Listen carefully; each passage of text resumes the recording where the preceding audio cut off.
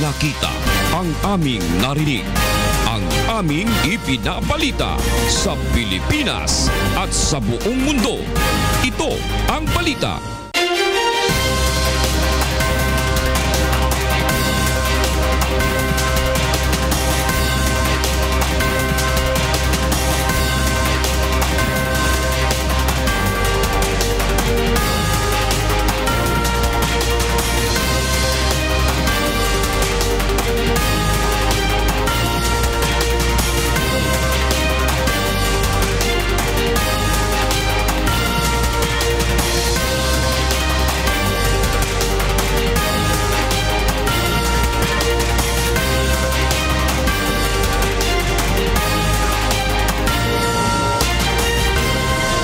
Magandang hapon Pilipinas at sa buong mundo. Sa ulo ng mga balita. 3 miyembro ng Maote Group na sospek sa pagsabog sa Davao City noong September 2 na aresto na. Davao bombing incident itinuturing ng case closed ng mga otoridad. Self-confessed hired killer Edgar Matubato sumuko na sa Campo Crame. Seguridad ni Matubato habang nasa kustodiya ng Philippine National Police, tiniyak ni PNP Chief Police Director General Ronald De La Rosa. Ronnie Dayan ilalagay na sa Immigration Lookout Bulletin matapos mabigong dumalos sa pagdinig ng lower house sa Bilibid Drug Trade. Sa laysay ng mga testigo, gagamitin naman ng DOJ para sa ihahaing kaso laban kay Senador De Lima. Peace talk sa CPP, NPA, NDF at mahigpit na kampanya kontra iligal na droga. Kabilang sa mga naisakatuparan ng Duterte administration sa unang 100 araw sa pwesto. BOC Transformers at HOR Solons tatangkaing makuha ang ikatlong sunod na panalo sa first round eliminations ng UNTV Cup Season 5. Ngayon po ay araw ng Biyernes 7 sa buwan ng Oktubre taong 2016. Una sa ating mga balita ngayong hapon. Case closed na para sa mga otoridad ang Davao bombing incident. Ito'y matapos na maaresto nitong Martes ang 3 miyembro ng notorious na Maote Group na sospek sa pagsabog sa Davao City noong September 2. Mula sa Camp Aguinaldo, itong balita ni Brian De Paz live. Brian, go ahead. Attorney Reg, magandang gabi. Sa mobile checkpoint nga na pinagsanib na puwersa ng Philippine Army at Philippine National Police na aresto ang 3 sospek sa Davao bombing incident noong October 4 sa nasabing lugar sa Cotabato. Ipinirisinta ngayong hapon sa media ang 3 miyembro ng Maote Group na sina TJ Macabalang, Wendell Apostol.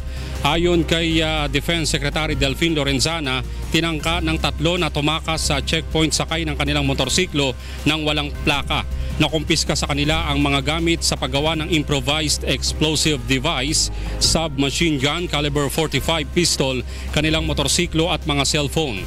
Ayon sa initial na investigasyon at debriefing, si Macabalang ang nag-detonate ng bomba na nasa posisyon ni Facturan. Si Mustafa naman ang nag-video ng insidente gamit ang kanyang cellphone. Ipinakita kanina ang kuhang video ng grupo at litrato mula sa nakumpiskang cellphones para sa kanilang propaganda. Ayon kay General Anyo, may indikasyon na sinusubukang makipag-ugnayan o magkaroon ng ugnayan ng Maote Group sa kanilang grupo o sa ISIS batay sa video. Natukoy na rin ang kanilang kaugnayan sa bandidong grupong Abu Sayyaf dahil nahayag ang kanilang intensyon na sirain ang massive military operation ng pamahalaan sa Sulu. Pinlano umano ng Maote Group ang pagbomba sa Davao City 2 linggo bago ang insidente upang alisin ang atensyon ng pamahalaan sa kanilang pinatinding operasyon sa ASG sa Sulu na nagsimula noong Hulyo at sa Central Mindanao naman noong Agosto. Ang pag-atake umano ay bilang buwelta rin sa mga naging casualty sa Maote Group sa Butig, Lanao del Sur. Sa bisa naman ng search warrant, sinalakay ng ARMM at Cotabato City Police ang bahay ng tatay ni TJ Macabalang na si Teng Macabalang kaninang umaga. Inaresto ang tatay ni Macabalang matapos na ma-recover ang maraming high-power firearms at ammunitions at IED materials. Dinala na ang ama ng suspect sa local police office para sa proper documentation and disposition. Ipinaalam na ng AFP sa PNP at PNP ang major development na ito kay Pangulong Rodrigo Duterte at Davao City Mayor Sara Duterte. Attorney Red, ayon kay Secretary Lorenzana, ito'y pagpapakita lang na matatag nga itong puwersa ng AFP at PNP upang tugisin ang mga nasabing suspect at hahabulin pa nila yung iba pang mga suspect sa nasabing insidente. Attorney, balik sa iyo. Maraming salamat, Brian De Paz, nagulat ng live mula sa Camp Aguinaldo. Naniniwala si Justice Secretary Vitaliano Aguirre na malaki ang may tutulong ng salaysay ng kanilang mga testigo sa pagdinig ng lower house kahapon sa kasong inihahanda laban kay Senador Leila de Lima. Samantala, plano rin ng DOJ na ilagay sa Immigration Lookout Bulletin ang dating driver na ni Senador de Lima na si Ronnie Dayan matapos mabigong dumalo sa hearing. Ito ang balita ni Roderick Mendoza. Kung si Justice Secretary Vitaliano Aguirre ang tatanungin, malaking bagay ang naging salaysay ng kanilang mga testigo sa pagdinig ng Kamara kahapon. Makakatulungan niya ito sa inihahandang kaso laban kay Senador Leila de Lima. Pangunahin na rito ang testimonya ng high-profile inmate na si Engelberto Durano na personal umanong nag-abot ng 1.5 million pesos na drug money kay dating Justice Secretary de Lima. Magandang epekto nun. Actually, nakakuha kami ng another 2 na nagsasabi na talagang direktang nagbigay ng pera sa kay de Lima. Malaki rin niya ang maitutulong ng naging salaysay sa pagdinig ni dating Bucor Director Franklin Bucayo na umaming may basbas na de Lima ang hindi pagsasama sa CIDG sa Bilibid Raid noong 2014. Samantala, ipapalagay naman ng DOJ sa Immigration Lookout Bulletin ang dating driver ni Senador de Lima na si Ronnie Dayan. Kasi hindi siya nagpapakita doon sa house eh. So baka siya kung saan pumunta umiwas sa mga processes ng ating batas. May motion na rin upang patawan ng contempt si Dayan dahil sa hindi nito pagdalo sa investigasyon at kapag nabigo siyang magpaliwanag hanggang ngayong araw, posibleng ipaaresto na siya ng Kamara. Roderick Mendoza, UNTV News and Rescue, Department of Justice. Ibinida ng Department of Agrarian Reform ang ilan sa mga nagawa nito sa loob ng unang 100 araw ng Duterte administration. At isa na rito ay ang pagpapatupad ng 2 taong moratorium sa agri-land conversion. Ito ang balita ni Ray Pelay. Tapos na ang investigasyon ng Criminal Investigation and Detection Group sa 4 na inmates ng New Bilibid Prison na umani. Ang pagpayag ng Pangulong Duterte na ipahinto ang conversion ng mga lupang sakahan sa bansa. Ito ay nilatag ng kalihim sa isinagawang meeting ng Presidential Agrarian Reform Council o PARC noong September 12 na sa loob ng nakalipas na 10 taon ay ngayon lamang nag-convene. Anya mula noong 1988 hanggang June 2016 ay nasa 60,000 hektarya na ang nako-convert na lupang sakahan na nangangahulugan ng malaking pagkabawas sa produksyon ng palay. Ipagpalagay nating umaani ng 4 na tonelada sa kada isang hektarya. So 240,000 metric tons po yun ng palay. No? Eh kung umaani po ng 2 beses sa hektarya, so 480,000 metric tons ng palay. Ganun po ang epekto kaagad. Ayon kay Mariano, nasa Pangulong Duterte na ang draft ng executive order para sa moratorium sa land conversion. Isa rin sa binigyan ng go signal ng Pangulo ay ang condonation o amnestiya sa mga farmer beneficiary mula sa mga multa sa pagbabayad sa mga lupang sinasaka na umaabot na sa 4.3 billion pesos. Naigawad rin sa 475 beneficiary ang Certificate of Land Ownership o CLOA sa Occidental Mindoro, Bukidnon at Lanao del Norte. Bukod pa rito ang pagpapatupad ng distribusyon ng lupa sa iba't ibang lugar sa bansa, kabilang na ang nasa Hacienda Luisita. Nagtungo din sa DAR ang grupo ng mga magsasaka, kabilang na ang kilusang magbubukid ng Pilipinas na dating pinamumunuan ng kalihim. Binigyan nila ito ng gradong 5 sa scale na 1 to 10. Dahil marami pang mga pangako niya na hindi na itupad, lalo na ang usapin sa tunay na reforma sa lupa. Ray Pelayo, UNTV News and Rescue, Quezon City. Naniniwala naman ang ilang mambabatas na dapat maipakita ng pamahalaan ang malinaw nitong programa kaugnay ng pagsugpo sa kahirapan. Ito ang balita ni Nel Maribuhok. Kung Kontento ang ilang mambabatas sa naging trabaho ng Administrasyon Duterte sa unang 100 araw nito. Isa na rito ang pagsusulong ng usapang pangkapayapaan sa mga armadong grupo sa Mindanao region. I think the President is very sincere in extending a friendly and peaceful arm to our brethren Muslim, and especially to the brothers in the National Democratic Front. So I give him 4. Naniniwala naman si Albay Representative Edsel Lagman na hindi lamang pagsugpo sa illegal na droga ang dapat tinututukan ng pamahalaan. The Duterte government must realize that a drug crisis is not a mere police problem, but it is likewise a health as well as poverty issue. Dagdag pa ng House Minority Group, nararapat din na magkaroon ng malinaw na polisiya ang Administrasyon Duterte pagdating sa pagsugpo sa kahirapan. Yung sa kanya naman economic package ay hindi naman na para sa mga mahihirap. Hanggang ngayon, hindi pa natin nakikita kung ano talaga ang sa kanyang polisiya hinggil sa alleviation of poverty. Pagdating sa foreign policy, pinayuhan ng 2 mambabatas ang Duterte administration na patatagin ang relasyon sa lahat ng bansa na tumutulong upang magkaroon ng magandang ekonomiya ang Pilipinas. I think it is not necessary to make quarrel with our long time and biggest trade partners such as America and the EU. Sapagkat kailangan natin ang magandang relasyon sa lahat na nasyon because we are not an island by ourselves. Nel Maribuhok, UNTV News and Rescue, House of Representatives. Nagsagawa ngayong araw ng amphibious landing exercise sa mga tropa ng Amerikano at Pilipino sa lalawigan ng Zambales sa bahagi ng PHIBLEX 2016. Mula sa Zambales, ito ang balita ni Joshua Antonio.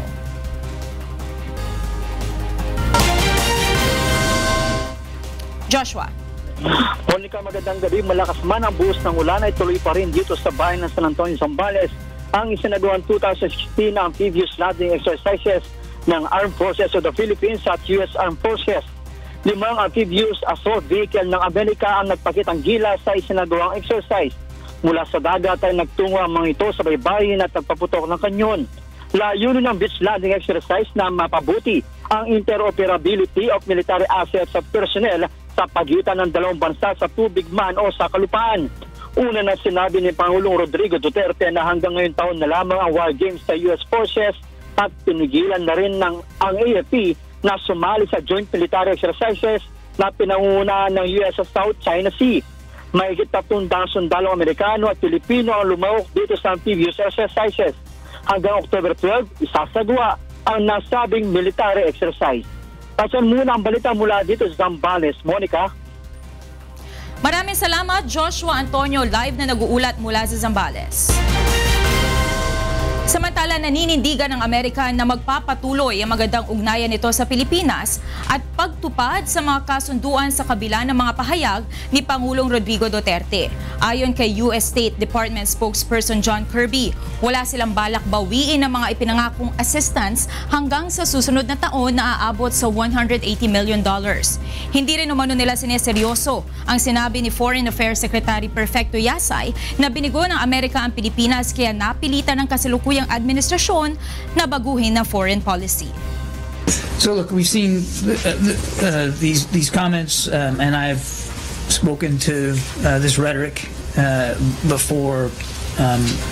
It obviously, we believe, frankly, is at odds with the very close relationship that the United States continues to enjoy with the Philippines, and the American people continue to enjoy with the Filipino people. Susunod sa ito ang balita. Peace talk sa CPP, NPA, NDF at mahigpit na kampanya kontra iligal na droga, kabilang sa mga naisakatuparan ng Duterte administration sa unang 100 araw sa pwesto. Ulat hinggil sa pagkakaroon ng chikungunya outbreak sa Indang, Cavite, pinabulaanan ng Department of Health.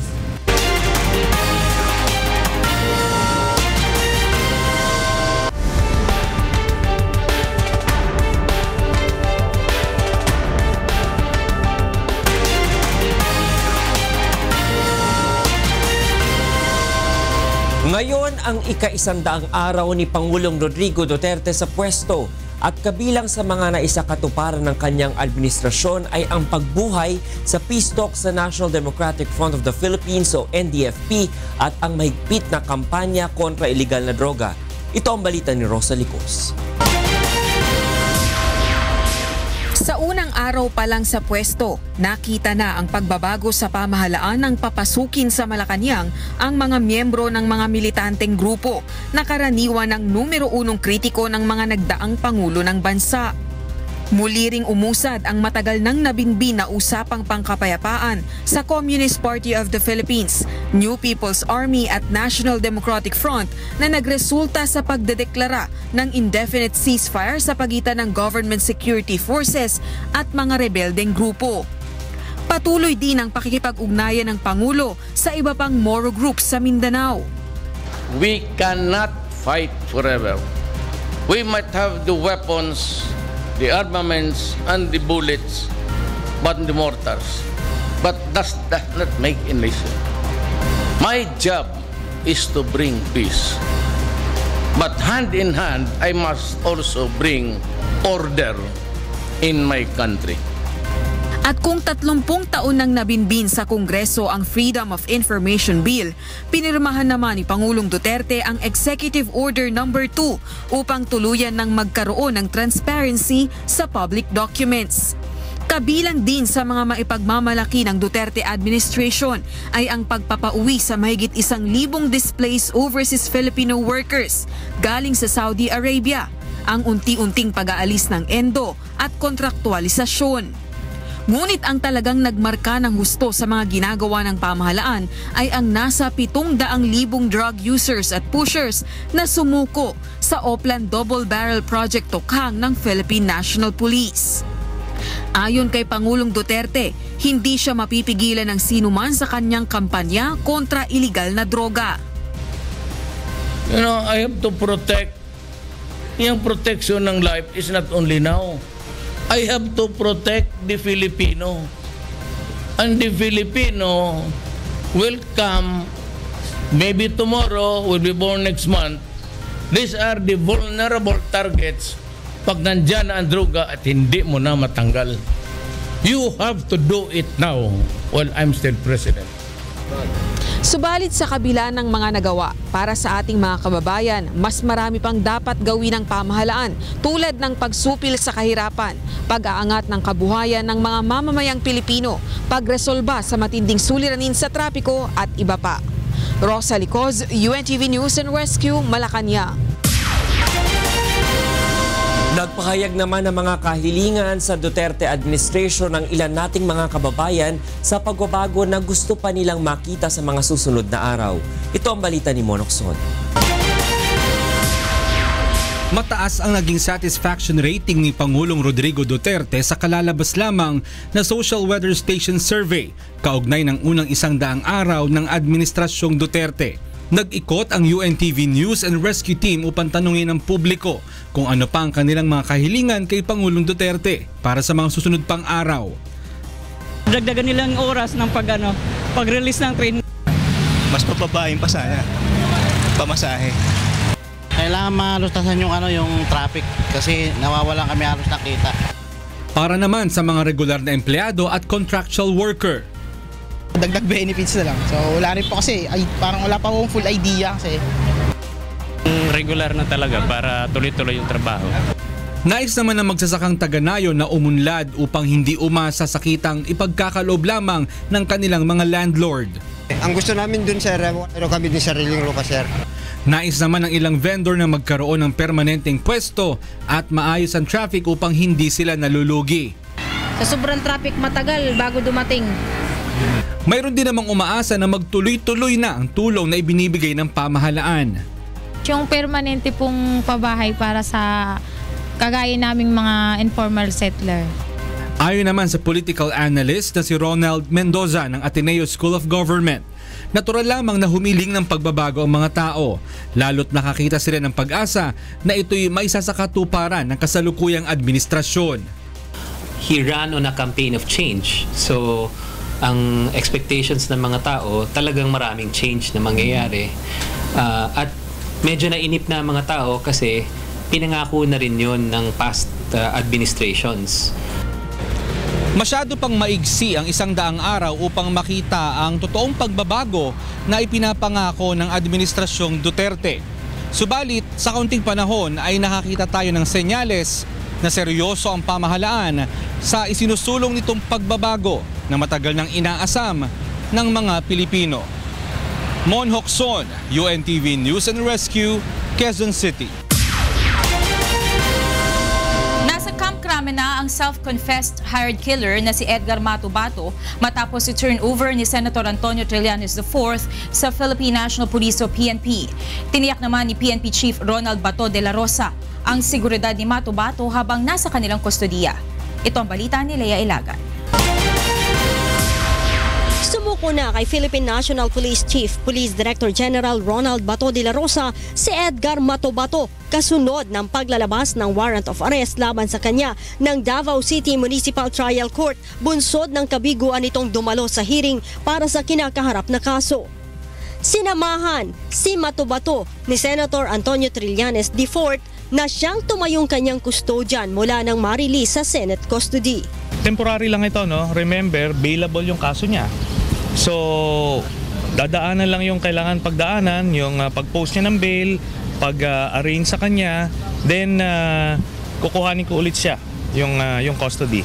At hindi natin siya papabayaan. Sinabi naman ni Mato-Bato na handa na siya anuman ang mangyari sa kanya ngayon. Ako, handa na ako, yung buhay ko, nandoon naman, binigay ko naman sa Diyos. At saka kung ano man mangyari sa akin, wala na akong magagawa. Basta itama ko lang yung pagkamali ko. Pagdating sa krame, agad itong isinailalim sa booking process tulad ng pagkuha ng mugshot, fingerprint at medical exam. Sinabi pa ng general na mananatili sa Kampo Krame si Mato-Bato hanggang weekend at sa custodial center ito matutulog. Tiniyak naman ni PNP Chief Ronald Bato de la Rosa na poprotektahan nila ito. We will issue him with bulletproof vest, helmet, Kevlar helmet, with bulletproof goggles, bulletproof mask, lahat. I-armorize natin yung buong katawan niya. Hindi magagalaw sa niya. Siguro yan, bamsot pa. Gusto nyo, pasuot natin yung bamsot para kahit na sumabog yung sakyan, safe pa rin siya. Sa Lunes naman, ani Bato, ay kailangan na itong ihatid ng mga tauhan ng CIDG sa Korte sa Davao na naglabas ng warrant of arrest bilang bahagi ng proseso. Lea Ilagan, UNTV News and Rescue, Camp Krame. Ibabalik na sa New Bilibid Prisons mamayang gabi ang 4 na high-profile inmates na dinala sa Camp Krame matapos masangkot sa umanay riot sa Building 14 ng maximum security na National Penitentiary. Nagbabalik si Lea Ilagan. Tapos na ang investigasyon ng Criminal Investigation and Detection Group sa 4 na inmates ng New Bilibid Prison na umano'y kasali sa riot noong September 28 kung saan isa ang namatay at 4 ang nasugatan. Ayon kay CIDG Director Police Chief Superintendent Roel Obusan, mamayang gabi ay ibabalik na ang mga ito sa NBP matapos na manatili ng ilang araw sa PNP Custodial Center.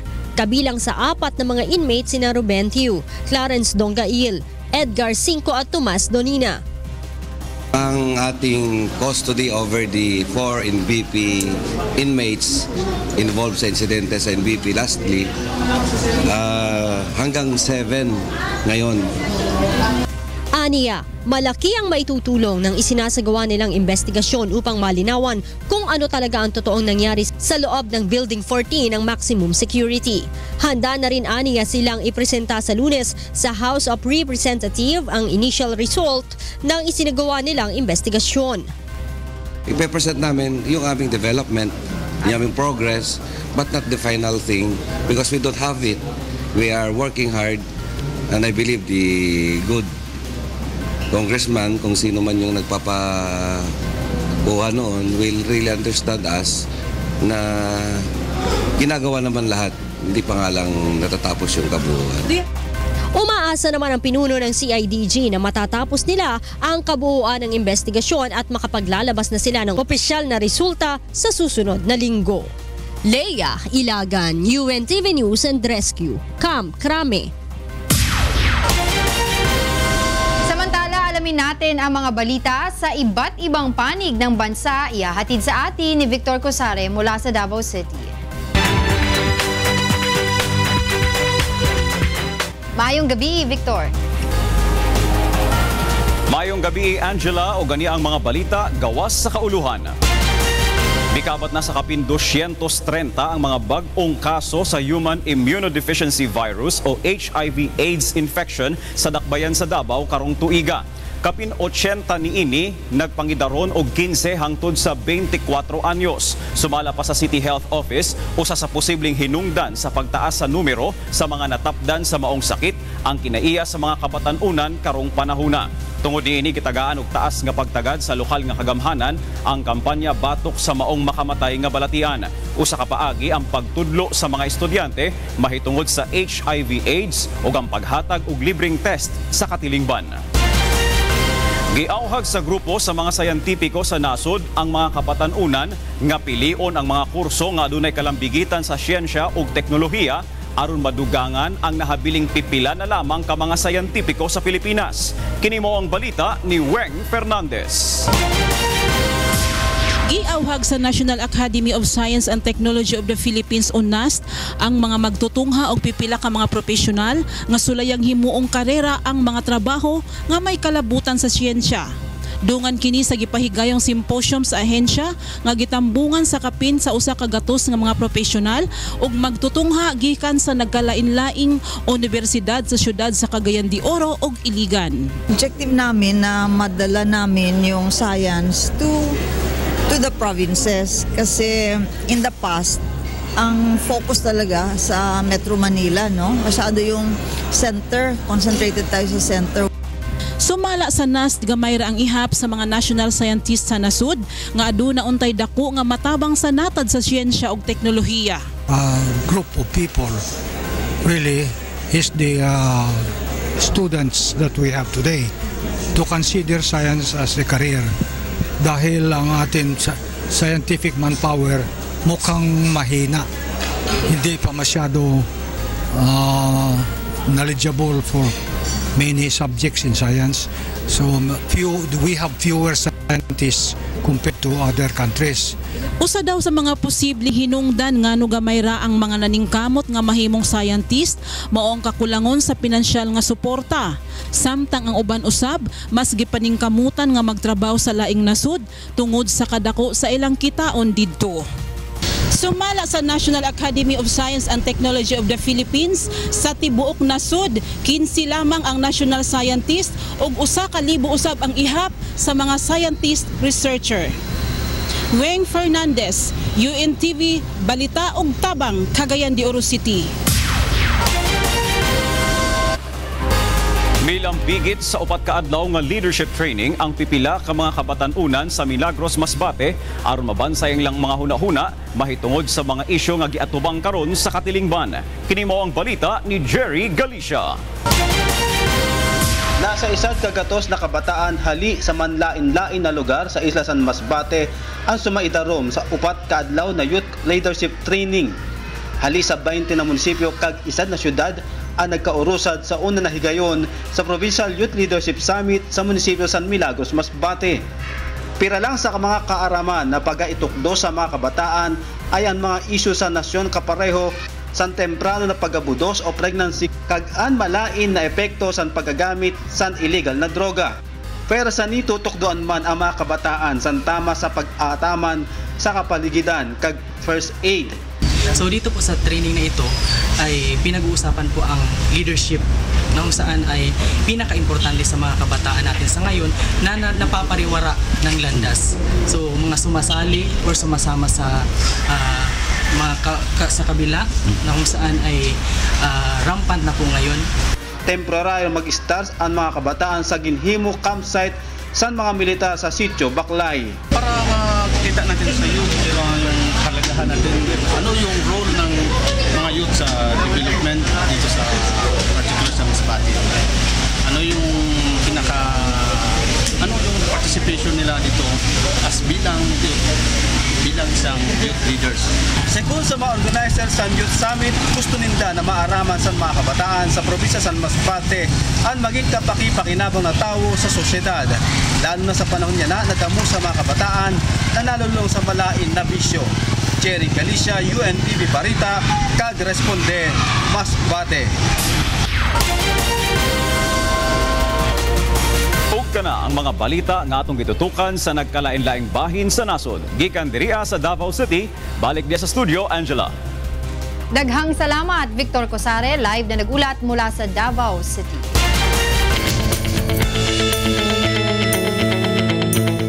Nilinaw ng Department of Health o DOH na wala ng chikungunya outbreak sa Indang, Cavite matapos ang napaulat na pagkalat nito sa naturang bayan noong nakaraang linggo.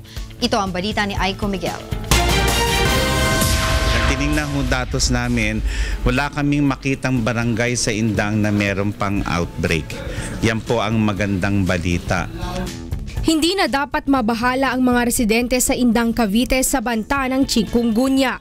Ayon sa Department of Health, bagaman nasa mahigit 400 pa ang suspected cases nito roon, inaasahang pababa na ang datos na ito sa mga susunod na araw.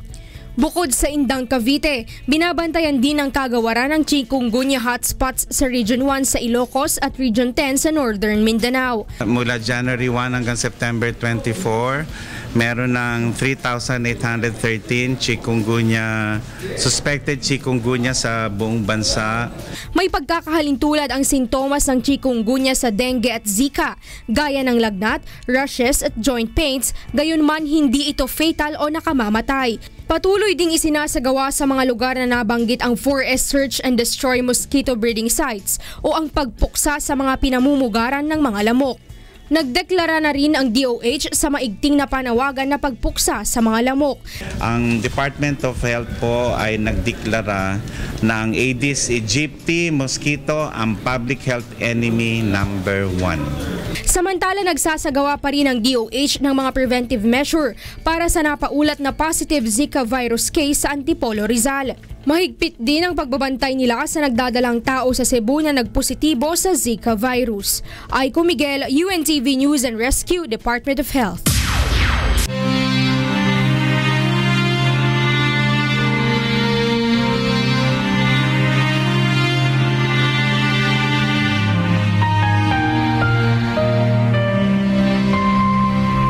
Dalawang 2,510 araw na po ang nakalipas mula nang maganap ang malagim na Maguindanao Massacre. Ngunit hanggang ngayon ay naghahanap pa rin tayo ng katarungan sa mga biktima ng malagim na krimen.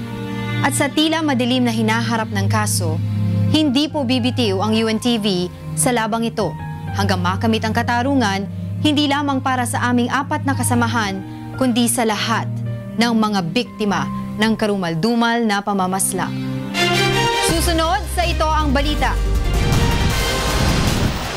Bagong operating hours at sales schedule ng mga mall sa Metro Manila ipatutupad na simula ngayong Nobyembre. BOC Transformers at HOR Solons tatangkaing makuha ang ikatlong sunod na panalo sa first round eliminations ng UNTV Cup Season 5.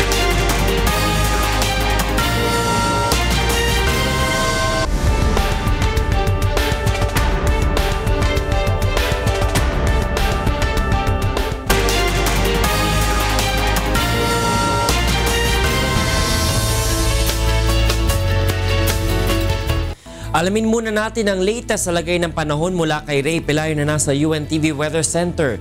Ray, ano ba mga weather system na nakakaapekto ngayon sa bansa kung meron? Magandang gabi, ito na Reggie at sa ating mga kasambahay sa ngayon ay wala pa namang nakitang bagyo o panibagong sirkulasyon ng pag-asa na makakaapekto sa ating bansa. Pero yung southwest monsoon o habagat, meron pa rin kaunting epekto sa may area ng Luzon. At by tomorrow, na-expect natin na magkakaroon ng improvement ang lagay ng ating panahon. Tornage. Sige Ray, bigay mo na ang kabuuan lagay ng panahon sa Magdamag. Narito po maglagay ng panahon sa mga susunod na oras. Yung southwest monsoon o habagat nakaka-apekto pa rin po sa may area ng Luzon. At sa forecast po ng pag-asa, yung area po ng Zambales at Bataan, makakaranas po dyan ng makulimlim na lagay ng panahon at katamtaman hanggang sa paminsan-minsan po ay malalakas na mga pagulan at posible po yung magdulot ng mga pagbaha at landslide lalo na doon sa mabababang mga lugar. Samantalang Metro Manila at nalabing bahagi naman ng Luzon ay makakaranas din po ng mahina hanggang sa katamtamang mga pag-ulan. Sa Science Garden sa Quezon City bukas, maaari pong umabot sa 31 degrees Celsius ang maximum temperature, 34 sa Tuigaraw sa Baguio po, 16 to 24 at sa area po ng Puerto Princesa City sa Palawan hanggang 30 degrees Celsius. Bahagyang maulap hanggang sa maulap din po ang magiging papawarin po ng Visayas at makakaranas po dyan ng isolated rain showers and thunderstorms. Sa Iloilo City at sa may area po ng Tacloban City, maaari pong umabot sa 31 degrees Celsius ang maximum temperature bukas at 32 sa Metro Cebu. Bahagyang maulap din hanggang sa maulap ang papawarin sa may area ng Mindanao at magkakaroon din po dyan ng mga pagulan, pagkidlat at pagkulog, lalo na po yung area ng Zamboanga Peninsula at Caraga Region. Sa Cagayan de Oro City, maaari pong umabot sa 33 degrees Celsius ang maximum temperature bukas, gayon din sa Metro Davao at sa may Zamboanga City. Samantala, ang ating pong sunrise, 5:46 a.m. atin naman pong sunset, 5:41 p.m. Yan ang ating ulat panahon. Umulan man po tumaraw, huwag natin kalilimutang pasalamatan ang Diyos na lumala. Balik sa inyo sa studio. Maraming salamat, Ray Pelayo mula sa UNTV Weather Center. Alamin natin ang sitwasyon sa mga lansangan sa oras na ito mula sa EDSA Main Avenue. Ito ang balita ni Monokson live. Yes, Mon, magandang tanghali sa hapon. Magandang gabi, Angela. Yung mga uuwi ng Quezon City ngayong gabing ito ay wag po kayo mag-alala dahil dito sa area ng Main Avenue sa May Cubao ay medyo lumuluwag na po ang daloy ng mga sakyan. Tingnan po natin ang sitwasyon ng traffic. Pagmula po sa Ortigas area, medyo makakahinga lang po ng kaunti. Itong mga motoristang medyo naipit sa matinding traffic dyan sa may area ng Makati dahil pagdating po dyan, bahagya naman pong uusad ng mga sasakyan. Compared dyan po sa may area ng Makati na kung saan ay makabigat po ng daloy ng sasakyan. Medyo marami pa rin mga sasakyan, subalit tuloy-tuloy naman po ang paggalaw niyan hanggang sa may area po ng Cubao, EDSA northbound at hanggang sa may tapat po ng NEPA Q-Mart hanggang makarating po kayo ng Quezon Avenue. Sa mga pauwi naman po ng Makati area at ng Pasay, magsimula po dyan sa may Kamuning flyover, mabagal na po ang daloy ng mga sasakyan, tuloy-tuloy po hanggang sa may Cubao area. May congestion po lalo na po dyan sa service road, pero pag ibabaw naman po dyan sa may area malapit sa may farmers, medyo umuusad din po ang daloy ng sasakyan. Moderate traffic po tayo mula po dyan sa may Cubao, EDSA Cubao, hanggang makarating po kayo dito sa may area ng Campo Crame, papunta po ng Santolan. Silipin po natin ang ilang mga live points natin sa Metro Manila. Unahin po natin ang EDSA Guadalupe. Mula po sa Guadalupe, going to Shaw Boulevard, dahil po na sinabi ko kanina, heavy traffic na po sa lugar na yan. Itong mabigat po na daloy ng sasakyan, magsisimula po dyan sa may area ng Magallanes Interchange, pagbaba po dyan sa may Ayala at hanggang sa Buendia, at dito po sa may area ng Orense hanggang Shaw. While yung Orense going to Ayala ay heavy traffic din po. Sa oras na ito, lalo na po dyan malapit sa area ng Buendia going to Ayala. Punta po tayo ng Baclaran Ross Boulevard. Mula po Baclaran to Manila, moderate to heavy traffic po as of this moment. Lalo na po dyan malapit sa may harap ng CCP. Yung Baclaran to Coastal naman, lalo na sa mga uuwi papunta ng Cavite, light to moderate po tayo dyan at medyo mukhang maaga po kayo mga kauwi dyan sa inyong lugar. Punta naman po tayo ng Recto Avenue sa Maynila. Yung papunta po ng Divisoria, moderate traffic po tayo sa may area ng Recto Avenue, diyan po sa Maynila. Habang yung going to Recto Avenida, moderate traffic din sa oras na ito para po sa mga taga Maynila at sa mga pupunta po ng Manila area diyan sa may Recto Avenue. Punta tayo bandang norte sa may Longos, Malabon. Yung pong lugar going to C4 Navotas Road 10, wala pong dapat ipag-alala, light traffic po sa lugar na yan. Maging yung kabila po, yung going to Monumento naman, mula po sa C4 Navotas, light traffic din po dyan sa lugar na yan ng Malabon. Paalala po sa ating mga motorista, simula po sa araw ng Lunes, October 10, 15 days ay ipapalathala po ng MMDA ang isang panibagong ordinansa na nagsasabing wala na pong window hours para sa number coding. Ibig sabihin, kung kayo po ay taga Metro Manila, lalo na po dumadaan po kayo ng EDSA at C5, dyan po ipapatupad ng MMDA ang No Window Hour Scheme para po doon sa Unified Vehicular Volume Reduction Program ng MMDA. Yung pong 10 a.m. to 3 p.m. na kung saan yung ibang mga naka-coding po na sakyan ay pwede lumabas, hindi po kayo pwedeng dumaan sa EDSA at sa C5 dahil siguradong huhulihin po kayo. Mula po alas 7 ng umaga hanggang alas 7 ng gabi, pag naging in effect na po itong sinasabing scheme na bagong scheme, bawal na po ang lahat na mga coded na mga sasakyan na dumaan po sa EDSA at C5 kung kayo po ay napabibilang po dun sa number coding sa araw na yon. Gaya po sa Lunes, 1 and 2 po, bawal po sa mga lansangan sa Metro Manila. Subalit, hindi pa po pinapatupad itong scheme. Pwede pa po kayong makadaan sa EDSA at C5 ng 10 a.m. to 3 p.m. Yan po ating traffic update. Balik sa'yo, Angela. Maraming salamat sa iyo at magandang gabi sa iyo, Monokson. Simula sa Nobyembre ay ipatutupad na ang bagong operating hours at sales schedule sa mga mall upang maibsan ang inaasahang matinding traffic ngayong holiday season. Ito ang balita ni Joanne Nano. Nagkasundo na ang Interagency Committee on Traffic at mall operators sa Metro Manila sa gagawing pagbabago sa schedule ng kanilang operasyon ngayong papalapit na ang holiday season. Layo nito na maibsan ang lalo pang pagbigat ng traffic dahil sa pagdagsa ng mga shopper.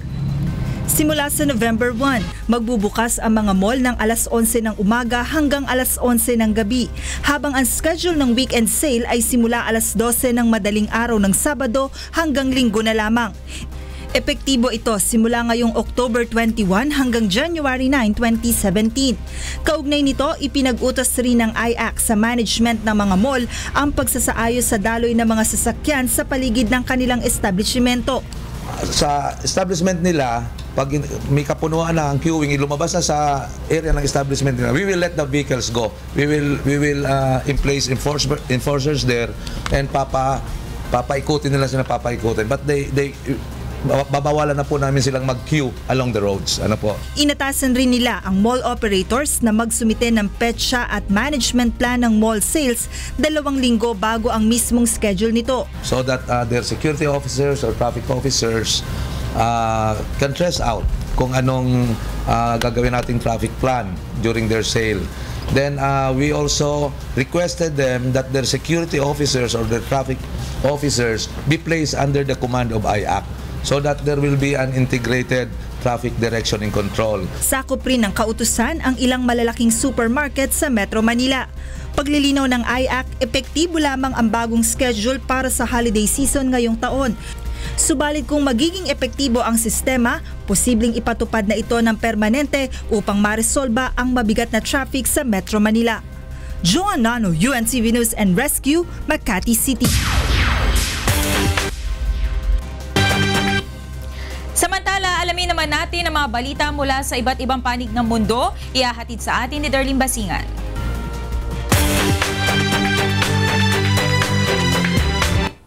Yes, Darlene, good evening. Good evening, Monica. Here are the top stories around the globe. The death toll in Haiti rises sharply into hundreds after rescue teams began reaching remote areas pummeled by Hurricane Matthew. Lendl Jeffrard reports. Nagkasundo na ang Interagency Committee on Traffic at mall operators sa Metro Manila. L'ouragan Mathieu a tué au moins 339 personnes en Haïti, y compris des dizaines dans une ville côtière que les autorités et les sauveteurs commencent seulement à atteindre après quelques jours après la puissante tempête. Le nombre a été donné par une réunion des travailleurs d'urgence, y compris les représentants du gouvernement, les Nations Unies et agences de l'aide internationale. De nombreuses victimes ont été tuées par des chutes d'arbres, débris volants et rivières houleuses, quand Mathieu a frappé avec 230 km/h de vent ce mardi. Les autorités attendaient le nombre de décès s'élever, vu des maires et autres fonctionnaires locaux dans les zones isolées rapportant de numéros supérieurs. La plupart des décès sont considérés comme ayant produit dans la région du sud-ouest. Le ministre de l'Intérieur, François Annick Joseph, a affirmé que la nourriture et l'eau étaient d'urgence, constatant que les cultures avaient été nivelées, les puits inondés par eau de mer et quelques installations de traitement d'eau ont été détruites.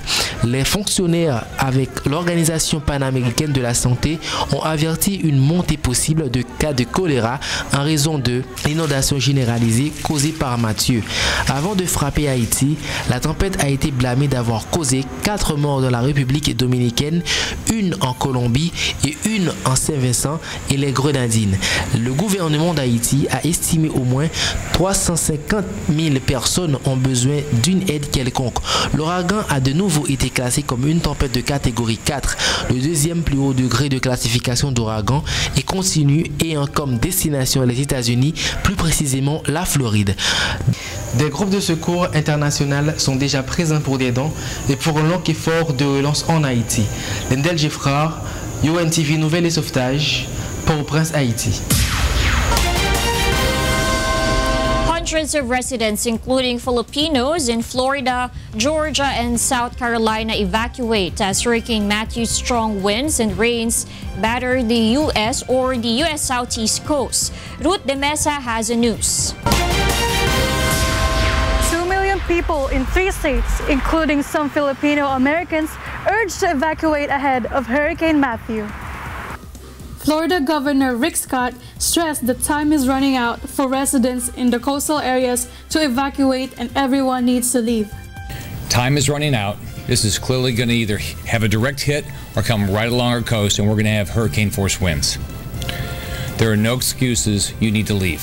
Florida, South Carolina, and Georgia's governors declared states of emergency to prepare for any disaster from Matthew that already left 28 dead in the Caribbean and destroyed thousands of properties. Some Filipino Americans in Florida and South Carolina who heed the calls for evacuation are already in the shelters as they prepare for the worst. We're here at Miami Children's Hospital because we're evacuating for Hurricane Matthew. It's a pretty strong one, projected to be around category 3 or 4. Most of the shops are closed in case of an accident. They won't be able to send out help until the hurricane is over. So we thought it was the best decision to just evacuate somewhere far with the food and water. According to the 2010 U.S. Census, there are more than 120,000 Filipino Americans residing in Florida. Winds and rain began to build along the southeastern coast of the U.S. late Thursday. The storm was expected to reach shore or near it somewhere north of Palm Beach County early Friday and then move north toward Orlando and Daytona Beach later in the morning. Hurricane conditions were expected to reach the northeastern coast of Georgia and South Carolina by early Saturday. The eye of the storm may not make landfall in Florida or South Carolina, but even if it only comes close to the Atlantic coastline, forecasters say the southeastern coast will be pummeled by powerful winds and torrential rain. Ruth De Mesa, UNTV News and Rescue, Florida, USA. In other news, Japan says it is prepared for any possible threat as North Korea warns of further nuclear action in the near future. Ryuji Sasaki filed this report. 平壌が近い将来への行動により脅した後に日本は北朝鮮からのどんな威嚇からでも準備できていると主張した。日本の内閣官房長官の菅義偉氏は北朝鮮の核活動に注意深く監視し状況を分析し続けるが問題の性質の原因で詳しい内容は提供できないと説明した。政府としては引き続き米国、韓国こうした諸国と緊密に連携をしながら北朝鮮に対する圧力、挑発行動の圧力を強化し、挑発行動の自制及び関連安保理決議6者合同共同声明の遵守を求めていくとともに、いかなる事態にも対応することができるように、緊張感を持って情報収集や警戒監視等に万全を期していると。北朝鮮が近いうちに別のミサイルを10月10日あたりに発射するであろうと日本のメディアが推測しており、その日は平壌が共産党の朝鮮労働党創設記念日を祝う日でもある。リュウジ・ササキ UNTV ニュース&レスキュー日本。 And those are the stories making headlines from around the world. Back to you, Monica. Thank you, Darlene Basingat.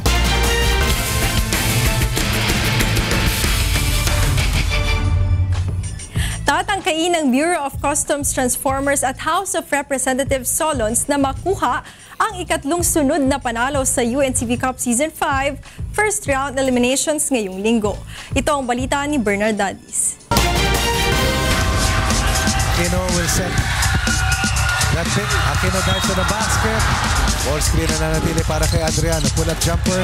Too open. Isa na namang mainit na sagupaan ang matutunghayan sa darating na linggo sa pagpapatuloy ng first round eliminations ng UNTV Cup Season 5. Sa unang pagkakataon, maghaharap ngayong season sa hardcourt ang dalawang pinalakas na koponan ng House of Representatives Solons at Bureau of Customs Transformers sa third game ng triple header ng UNTV Cup Season 5 alas 5 ng hapon sa Pasig City Sports Center.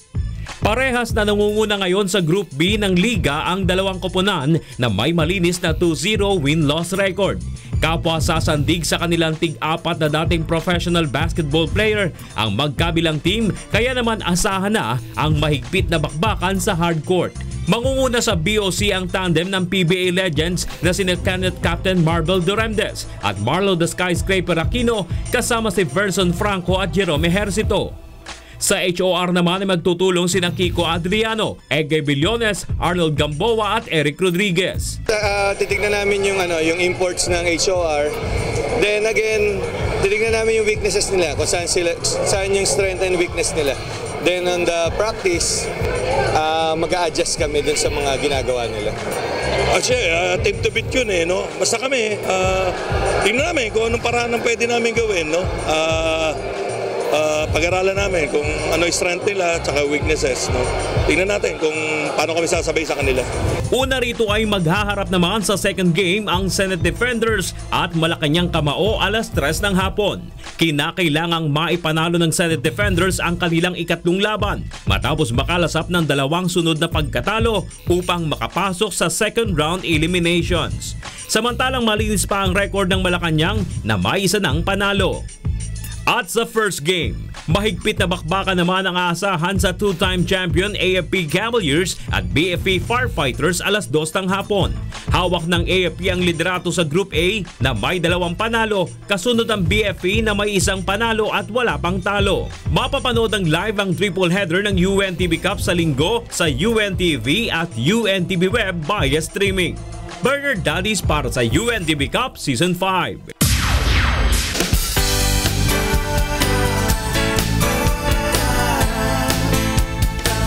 Isang kababayan po natin na mayroong orthopedic disability ang tinulungan ng programang serbisyong kasambahay ng UNCV upang maipakonsulta ang kanyang mga bukol sa dibdib. Ito ang balita ni Joan Nano. Lunes nang dumulog sa programang serbisyong kasangbahay ni Kuya Daniel Razon ang mag-asawang Ana at Romeo Libunao.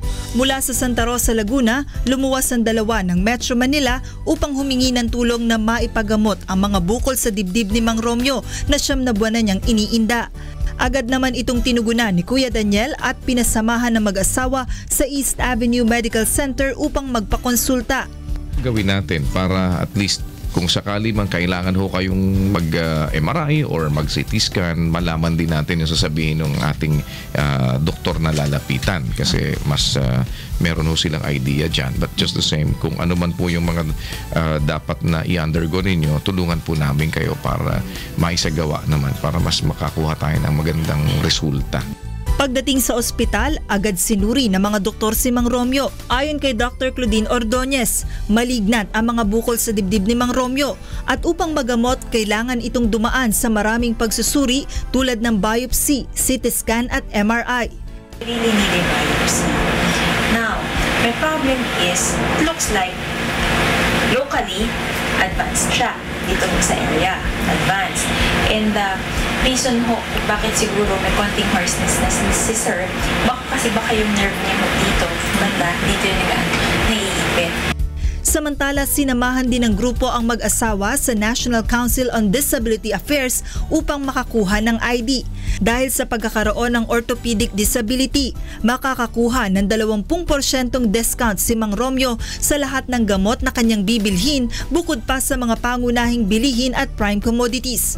Nagpasalamat naman si Aling Ana sa tulong na ipinagkaloob sa kanila ng programa. Nagpapasalamat po kami ng marami sa UNTV, lalo na po sa serbisyong kasambahay kay Kuya Daniel sa mabilis po niyang pagtugon sa request namin na mapatignan po ang kalagayan ng mister ko. Sa susunod na linggo naman ay muling sasailalim sa pagsusuri si Mang Romeo sa East Avenue Medical Center. Joan Nano para sa serbisyong kasambahay.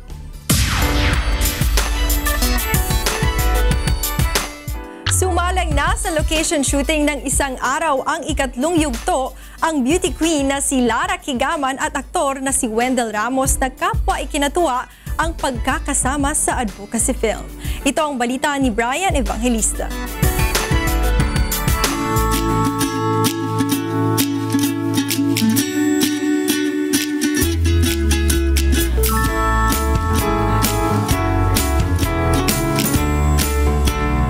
Special ang third day of shooting ng isang araw ikatlong yugto dahil mamamalas mo dito ang spectacular view ng Taal Volcano na matatagpuan sa gitna ng lawa. Ayun, no?